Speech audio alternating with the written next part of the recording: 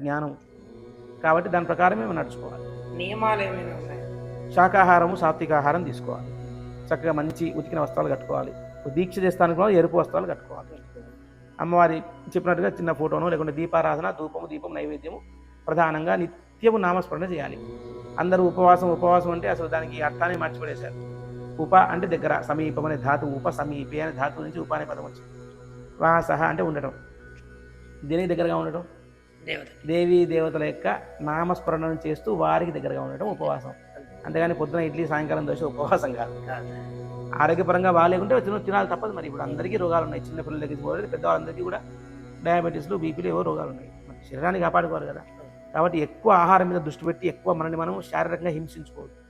మానసికంగా అంటావా 24 గంటలు దేవీ దేవతల యొక్క ఆలోచనతో ఉండు. ఈ 10 రోజులు చాలు, అనుగ్రహం కలుగుతుంది. ఓకేనా? శుభం. మరి ఇంతటి మంచి